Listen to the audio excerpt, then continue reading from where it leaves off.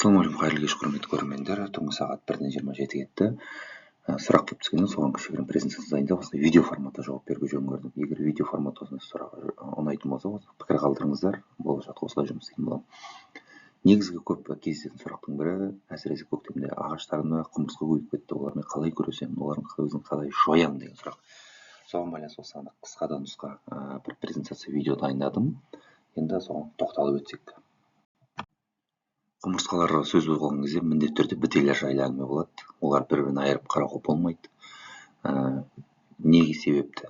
Өйткені екеуін өте тығыз байланыстырады бір-бірінсіз. Негізі не деп айтсақ болады, күн көрулер қиындыққа соғуы мүмкін. Бірлескен кезде күн көрулер жеңілдей бастайды, бір-біріне жағдайларын жеңілдетеді. Сол үшін құмырсқамен күрес, бітемен күрес кезде екеуін бір-бірін айырып қарамай, екеуін бірге қарастырамыз осы екі мәселені.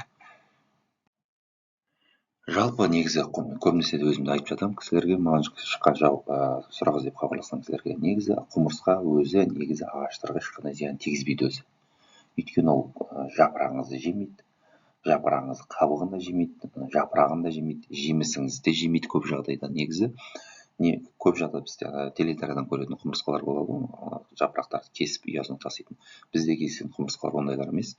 Бізде кездесетін құмырсқалар мына жерде көрсетіп тұрғандай, мына жерде қарасаңыздар, мына жерден бітеннің денесінен осындай сұйықтық бөлінеді.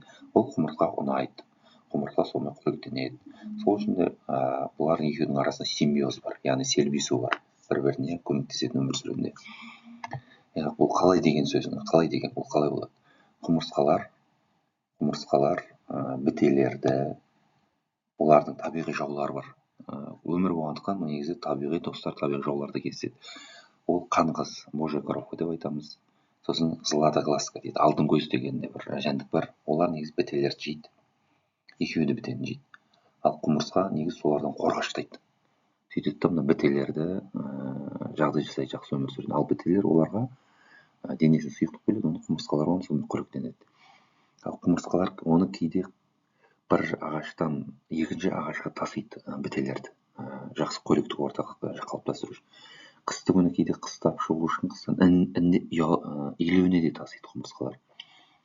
Сол үшін бұл жерде біздің күресіміз бітеден болады негізі зияндылығы. Ал құмырсқаның тікелей зияны жоқ.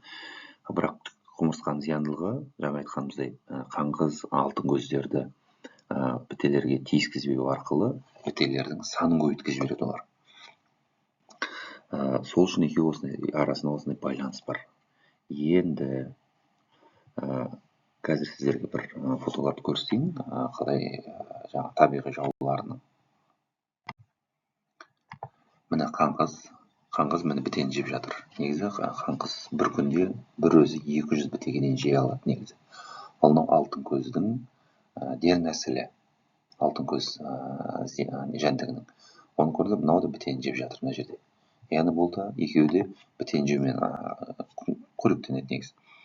Ал құмырсқалар осыларды үркіту арқылы, осылар жақындатпау арқылы бітелерге жағдай жасайды, жаңа айтқандай. Ал біз айтқанымыз жаңағыдай құмырсқа тікелей өз зиян тигізбейді еш нәрсеге, дегенмен ол бітелердің көбеюіне жағдай жасағандықтан бізге қосымша жанама зиян тигізіп жатады, тікелей тигізбесе де. Ал енді біте туралы сөйлейік. Енді құмырсқаны айтқан, біте қалай, не үшін зиянды? Біте дегеніміз енді тіля, оны тіля деп те айтады, қазақша айтамыз біте деп, немесе бит деп жатады біреулер. Бұл қалай? Мына жерде жазып қойғанымыздай, өсімдіктің, жапырақтың, өсімдік демей қойғанда, жас жапырақтың әсіресе жұмсақ болады ғой, нәрлі болады ғой, соның бойынан сөлін сорады бойында. Ал сөл деген ол не?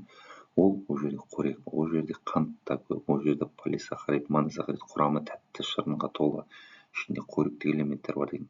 Мықты бұл айтқанда бір не деп айтсақ, осы смузи ғой айтқанда, мықты коктейль болушы, ол ағаш ішінде, нелер ішінде, жаңағы бітелер ішінде, олар оны сорады, сонымен қоректенетін болады. Ол бұны сорған екен не істейді? Ағаш міндетті түрде оның өзінің бойында қорегінен айырылады, жапырақтар дұрыс жиырыла бастайды. Сосын жапырақтар жиырылып бұйралғанып кеткеннен кейін олардың бойында фотосинтез процесі дұрыс жүрмейді. Сол үшін ағаштың бойында дұрыс қоректік заттар қалыптаспайды, тамыры дұрыс қоректемейді, органикалық заттар бойында дұрыс, тамыры дұрыс дамымайды деген сияқты. Соның бұл негізі сондай зияндар алып келеді. одан кейін тағы бір аурулар таратады. Кей жағдайларда бұл міндетті түрде тасиды деген сөз емес. Кей жағдайлар бұл біреуінен вирустық ауру болатын болса, одан құмырсқалар екіншісіне алып баратын болса, екінші ағашқа соған жұқтыруы мүмкін. Одан кейін тағы да бір нәрсені ұмытпаймыз. Бұны бітелер тек қана құмырсқалардың көмегімен ғана қозғалмайды, олар ұшып та келе алады өздері. Олар шамамен 2 шақырымға дейін ұша алады, желмен де келе алады. Енді жеңіл ғой, қанаты барлар ұшып келеді, үлкен дері. Болмаса былай желмен де ұша алады 2 шақырымға дейін. Түсінікті, жаңа осыларды айтып өттік. Енді осылармен қалай күресетініміз туралы айтуға. Мына фотода қарасаңыздар, мына жерде міне көбінесе мынау орталық жилка дейді, соңғы жан жағында орналасады. Бұлар көбінесе осы жерден қорек элементтер осынымен таралады ғой. Бұны бұйраландырып жүрген. Қазір тағы бір фото көрсетейін. Міне көріңіздер, мынау алма ағашы. Бұл алма ағашын көбінесе негізі тек қана әсіресе көп жағдайда жас жапырақтары ғана шабуылдайды. Жас сабақтарды да жейді. Міне көріңіздер, мына тек жапырақтың бөлігінде сабақтары жұмсақ болады ғой, мына жер. Осылардан сөлін сорып жатады, міне қаптап. Мына жерде құмырсқаларды жүргенде құмырсқа бұл жерде сізге жапырағыңызды жеп жүрген жоқ. Мына жерде жүр құмырсқалар, мына жер, мына жер, барлық жер. Яғни бұлар семья жасап селебесіп жүр. Құмырсқалар олардың бойына бөліп жатқан сөлмен қоректеніп жүр. Ал бітелер болатын болсақ, оларды құмырсқалардың қорғауында жүр. Яғни қаңқыз, алтын көз сияқты табиғи жауларынан. Және құмырсқалар өзі денесін бөліп, өздері жапырақтың сөлін сорып жүр. Нақты бір суреттер ғой. Енді олармен қалай күресеміз? Яғни білдік, құмырсқаның негізі тікелей зияны жоқ екен. Олар бітелермен селбеседі екен, семья жасайды екен. Яғни негізгі зиян бітелерден екен. Олармен қалай күресеміз деген сұрақ. Енді қараңыз. Ең бірінші, өздеріңіз ютубтан да жиі көріп жүрсіздер, инстаграмнан көріп жүрсіздер. Көбінесе олар мынандай тұтқыштар деп айтсақ болады. Не тұтқыш деп жатады, ғылыми атауы да. Тұтқыштары түрлі құмырсқаларды үркітетін сондай бір майға, ас дайындайтын майға дәрі қосып жатады, дұрыс қосса да болады деген сияқты. Сөйтіп соны май деген не үшін? Май бір ұнатпайды, екінші май ұшып кете бермейді, білеміз сол сияқты. Өйткені ағаштың діңіне байлап қояды. Сол кезде құмырсқалар оны өте алмайды, сонымен оны бітелер таси алмайды деген сияқты. Бірақ біз ұмытпаймыз, бітелер тек қана құмырсқалар ғана тасымайды, оларды көтеріп жүрмейді. Олар желмен ұшып келеді, жалғыз оны ұмытпаймыз. Өйткені құмырсқадан сақтасам болды деген сөз емес. Біз қазір құмырсқа туралы айтып отырмыз. Одан кейінгі құмырсқаға арналған илеу болатын болса, сол жерлерде құмырсқаларға арналған нені пайдаланамыз? Дәрілер бар. Олар қандай бар? Мен білетін Август компаниясының құмырсқаға қарсы бір дәрісі бар. Оны тастасаңыз, ол құмырсқалар ұнататын дәм болады. Оларды құмырсқалар үнінен тасып жей береді, сол жерде негізі өлетін болады. Олардың санын азайтасыз. Бір жағынан да о болды ғой, бірақ амал жоқ, сіз жемісіңіз қорғау үшін сондай тәсілге барасыз. Тағы да қосымша айтып кете салайын, құмырсқалар негізі кейде топырағыңыздың астынан тамырға жақын болатын болса илеуі, олар тамырды кейде кептіріп жүруі мүмкін, илеу салған кезде ішіне ауа кіріп тамырларды кептіріп, ондай да зияны бар. Оны жаңа айттық, біріншісі оны тұтқыштар жасау болады. Сосын одан тұтқышқа қатысты біреулер паралон байлап жатады, көргенсіздер ғой, арасы ашық өйткені ішіне кіреді, адасып жоқ орай алмай сол жерде қалып кетіп жатады. Ондай тәсіл бар. Одан кейінгі тағы бір тәсілі фольгадан мынандай жасайтын. Қолшатыр сияқты ағаштың діңі болатын болса, соған былай айналдырып жасайды. Құмырсқа бүйтіп өрмелеп, қолшатырдан сияқты жерден түсіп кетеді, төмен қарап түсіп кетеді, жоғарыға өрмелей алмай қалады. Яғни тайқықтау болады ғой фольгадан. Сондай тәсілдерді істеп жатады. Одан кейін жаңа айтып өткеніміздей, жанындағы көбінесе нелерді жойып тастауға да болады. Арамшөппен дұрыс күрескен дұрыс. Сосын енді дұрыс бітемен дұрыс күрессеңіз, құмырсқа да көп болмайды ол жерде. Ал енді бітені қалай жойсақ, бітені қалай азайтамыз? Құмырсқалар екеуінің селбесуін болдырмау үшін.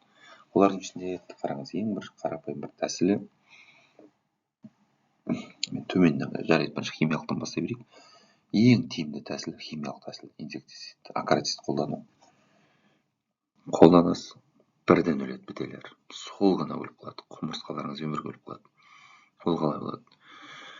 Оның түрлеріне келетін болсақ, неоникотиноидтар деген класы бар инсектицидтерде. Оның ішінде метоклоприд деген үлкен бір әсер етуші заты бар. соны қолдансаңыздар болады. Құрамында осындай имидоклоприды бар дәрілерді қолдансаңыз суға араластырып шашасыз. Бірақ ол адамға да зиян. Міндетті түрде респиратордан қолдану керек. Қолыңызға тисе қолыңызға аллергия тудырады. Сосын міндетті түрде қасыңызда жануарлар жүретін болса, ит мысықтар, оларға да зиян тигізеді.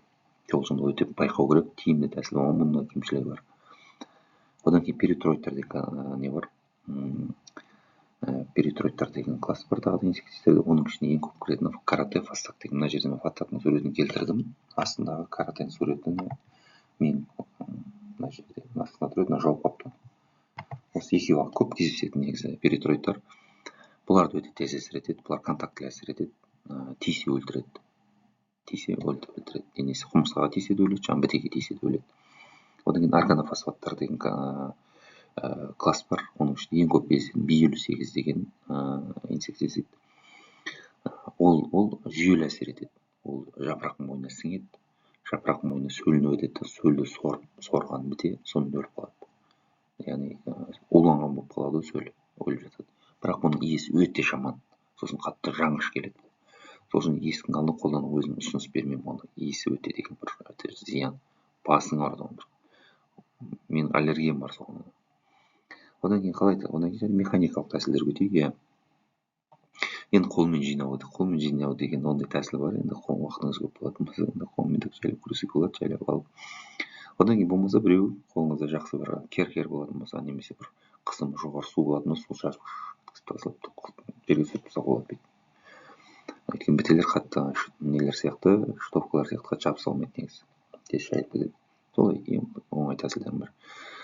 Одан кейін жаңа айтып отқаным, мына жерде ханшайым қолыңызда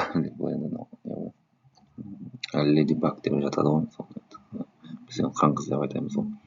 Ол қан қызды тиіспеу, оларға жағдай жасау дейді. Ол бірақ біз үй жағдайында өте қиын жағдайлар негізі болмыз. Әсер ете аламыз, қиын да болуы мүмкін. Одан кейінгі тағы бір тәсілі, мен өзім жиі ұсынамын адамдарға, бұл кәдімгі сұйық сабын бар, жидкий мыло. Соны кәдімгі суға араластырып, суды бірақ судан сезіліп тұру керек, сабынның бар екенін клейленіп. Соны араластырып шашасыз жапырақтарға. Сол кезде ол жабысып қалады да, қозғалмай өлетін болады. Ол құмырсқаңыз да өледі, сосын бітеңіз де өледі. Одан кейін тағы бір химиялық нені ұмытып бара жаттым, құрамында абимектин деген әсер етуші заттар бар. Вертимек деген бар, абиронрапид деген бар, абалон деген бар. Мен есіме алғандар осы. Акарин деген бар, қателеспесем. Солар осы дәрілерді алып шашсаңыз да болады. Бірақ мен ұсынатыным үй жағдайында міндетті түрде бірінші су шашу, сұйық сабын суға араластырып шашу, сол тәсілдерден бастаған дұрыс. Және де ұмытпаймыз, құмырсқадан құтылдым, мен бітеден құтылдым сөз емес. Өйткені олар жаңа айтқандай желмен де ұшып келе алады. Енді қысқаша деп айтпай ақ қояйын, 13 минут болып кетіпті ғой, бірақ енді қызықты болады деп ойлаймын. Осындай формат сіздерге ұнайтын болса, видео форматта, онда коммент қалдырыңыздар. Маған да бір ынталандыру болсын. Болашақта осылай жауап беруге тырысатын боламыз. Тағы да қосымша сұрақтарыңыз болатын болса, комментарий қалдырыңыздар, немесе мен астына номерім қалдырамын, соны WhatsApp-қа жазсаңыздар да болады. Сағат 1:40 кетті түнде, бірақ сіздер үшін осындай презентация жасап отырмыз. Рахмет сіздерге. Енді неге оралайық?